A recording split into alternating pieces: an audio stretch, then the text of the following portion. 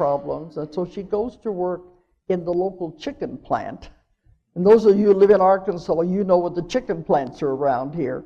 It's not a good place to work. And here she's a musician, and her hands was really hurting her to work in that ice cold water with the chickens and everything. So it was miserable. So I would go to her house, and she had just got off of work late at night, and she said, I can't work. She said, all I want to do is just go to bed. I don't even want to eat anything. She said, I'm just so miserable. So I was thinking, well, this looks like this is the end of our work.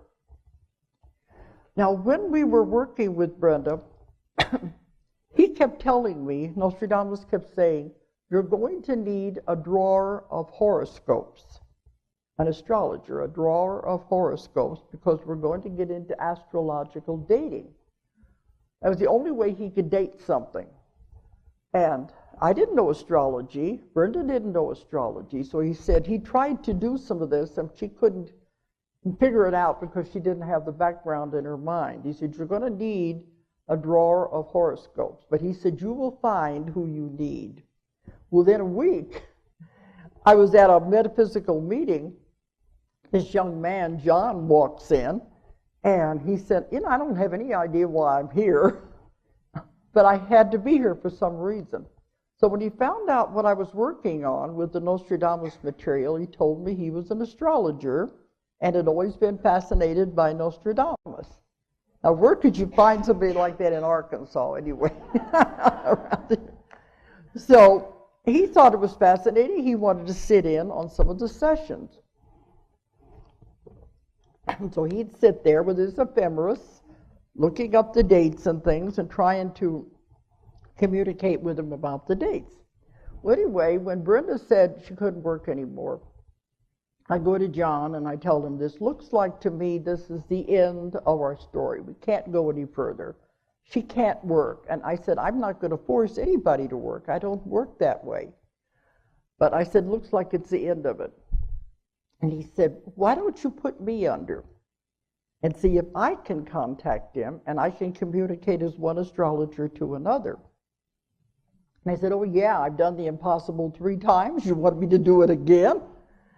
And he said, yeah, why not? And I said, can't you just hear the skeptics? He said, I don't care what they say. He said, I want to finish this because we have been getting into the information on the Antichrist. We were getting dates on the shift of the world.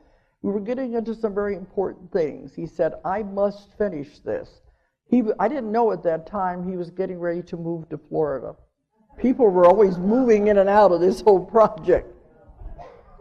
So when I said, well, I can try it, but I don't know what's going to happen. So I put him under. He goes and finds Nostradamus, the same room. With him, he went through the mirror. And it was in the room with Nostradamus, walking around with him as a spirit form.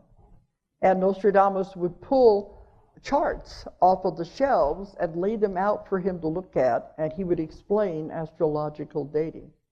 In return, John taught him about Neptune and planets in Uranus that he didn't have in his time. He thought it was very strange. That's when I found out a lot of the things that he did in his day. He had medical things that he did that were way ahead of his time. He got them from observing our time. Everybody said, well, he's a miracle man. How can he come up with all these cures and things? He observed our time, and that's how he found out these things. So this is why it's so fascinating to be with him and hear the 2 time cultures and everything. And he didn't like women. He was definitely a male chauvinist. But in his day, women weren't educated. They weren't worth anything. He said the only thing they're worth for is fetch this, fetch that, and have children, because they weren't educated. He said the only woman he ever met that was worth even talking to was Catherine de Medici, the Queen of France. And he said she should have been born a man because she was intelligent. So he was a little upset by the time we got into the 2nd volume and he found out I was a woman.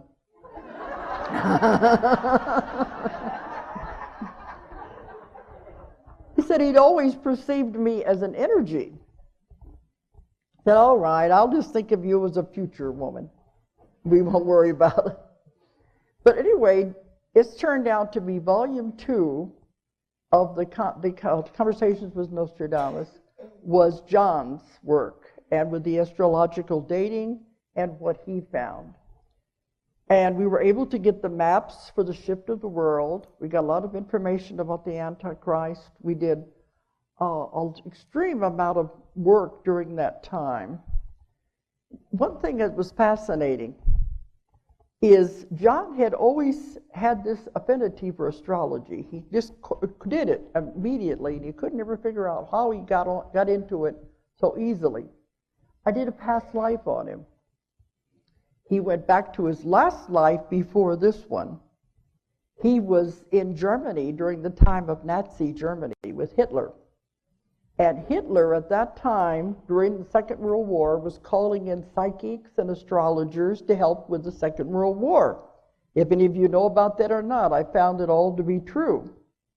So one of the things he was doing, he wanted to translate the Nostradamus prophecies to reflect that Germany was winning the war.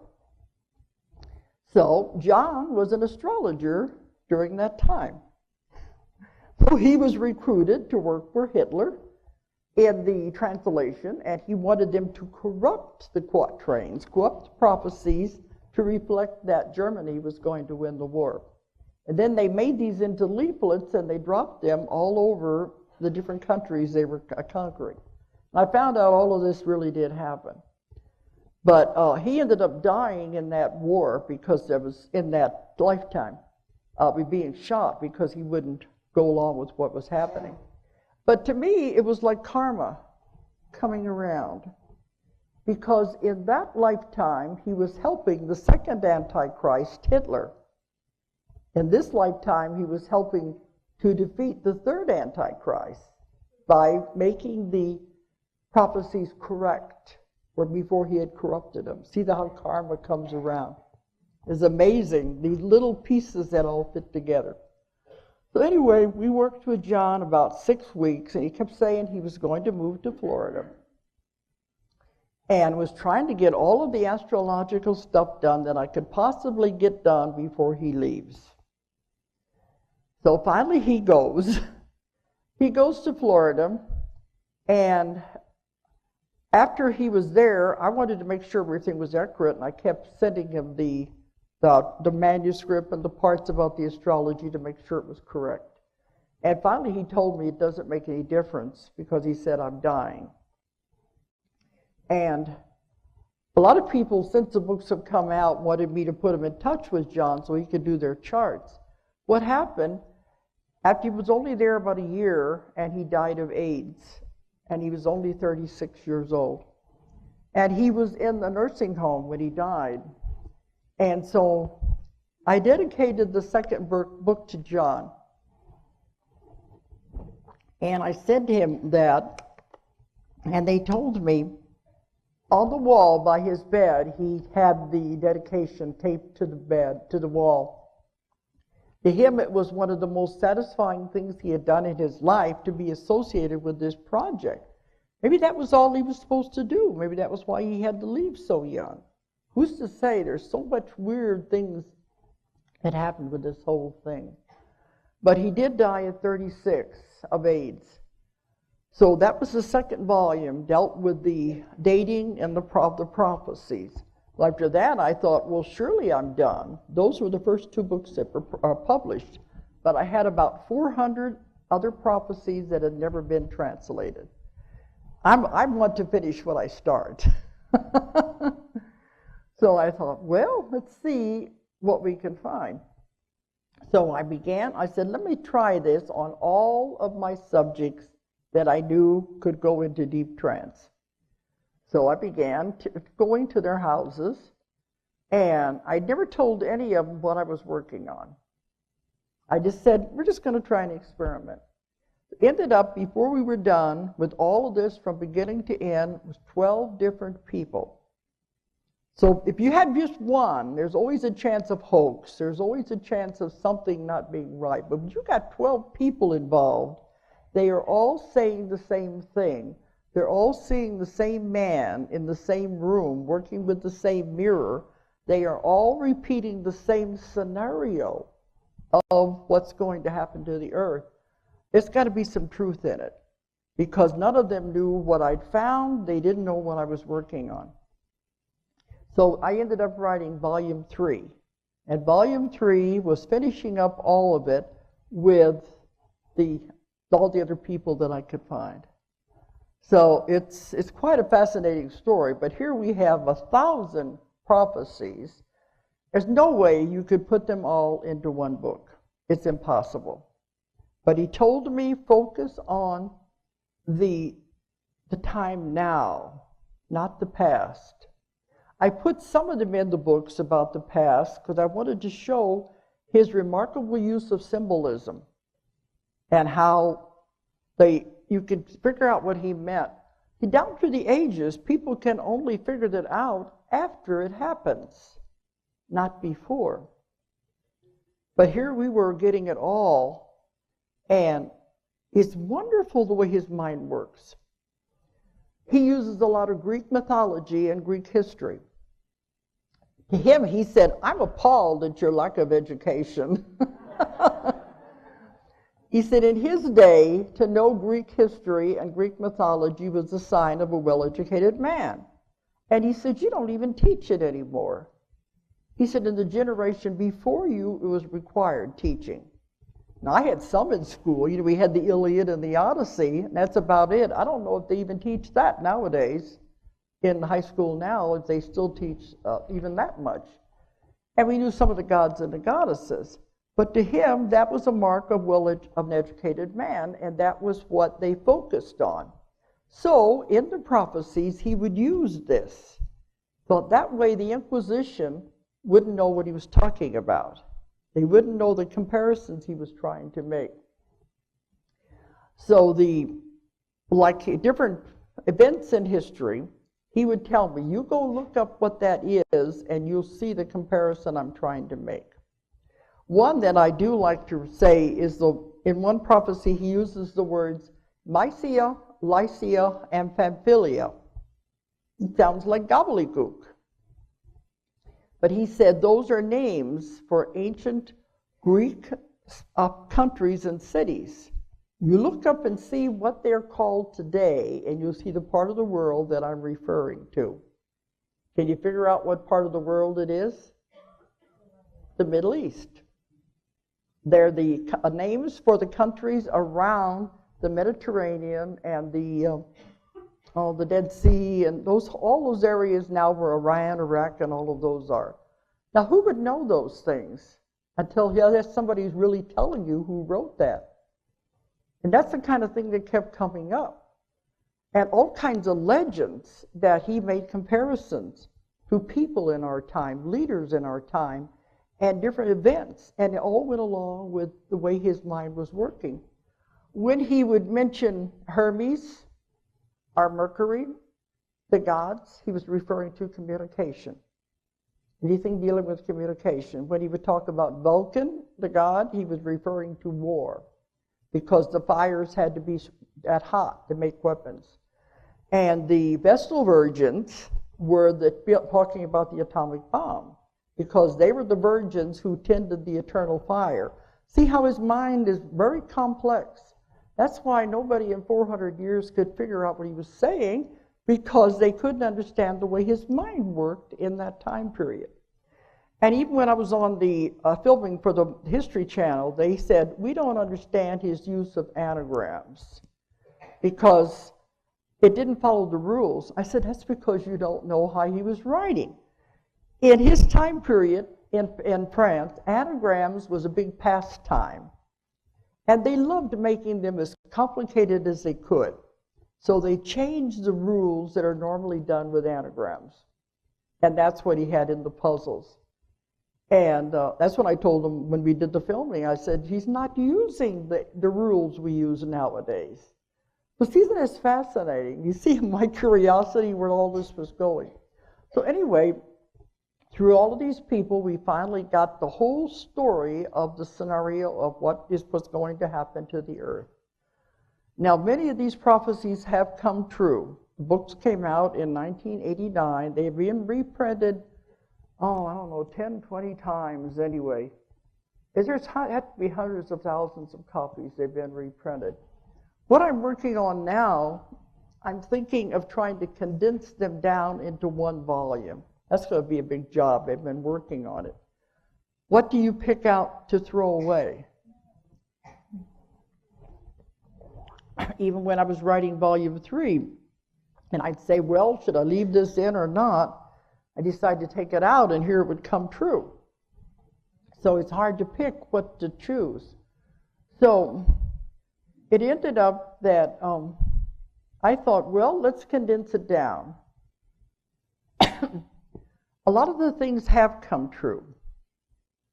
But I'm seeing a strange trend here happening, because he did say the worst possible scenarios.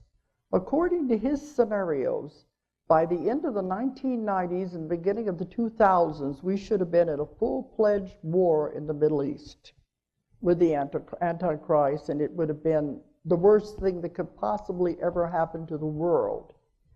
Well, what he told me to do, he said my job was to get the books published and to go and lecture all over the world.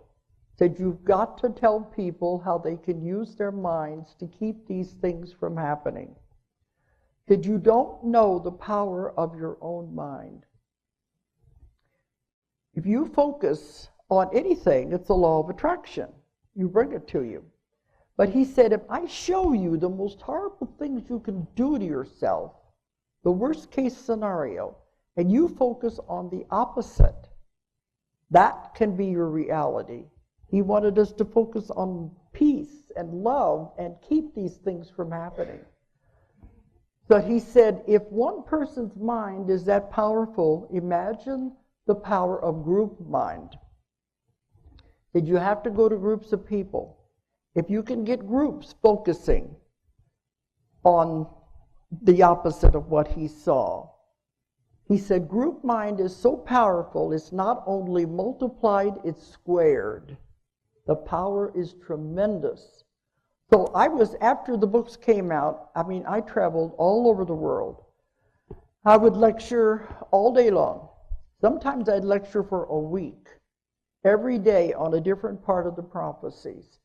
And that was my job, was to tell people, if you have metaphysical groups, if you have prayer groups, any kind of a group that would meet regularly, if you can go back and just take 5 minutes out of that time to focus on the opposite of what he was predicting, we can keep these things from happening. And we can perform a miracle. And that's what he told me to do. And I was doing that for many years, all through the 90s, really. I think I stopped lecturing on it toward the end of the 90s. But during that time, a lot of these things did come true. And then now, the worst isn't. So I'm going to be playing a video, and I want you to show you what's going on here with that, because I'm coming up to all kinds of conclusions. But first, I do want to tell about some of the ones that have come true. People for years have been saying, I'm sitting here reading these books and watching it happen on television. That's how up to date it all is. The 2000 election, remember that election? Oh, yeah. Bush and Gore was in there in the minutest detail. Ever since the book came out, people kept calling me every time there was going to be an election. This is before the days of internet. And they would say, is this going to be the year of the hung jury election? I said, I don't know. All I know is what you got in the books. Because he saw an election that was what he called the hung jury election, as though it's so close, you can't make a decision. And, I probably should have brought it to read it, because there's such tricky symbolism. Nobody and all the scholars who have studied the prophecies have never come up with an answer like this. In the prophecy, it talks about the bones of the dead and they come up with it, somebody, a ghost or something like that, and our haunted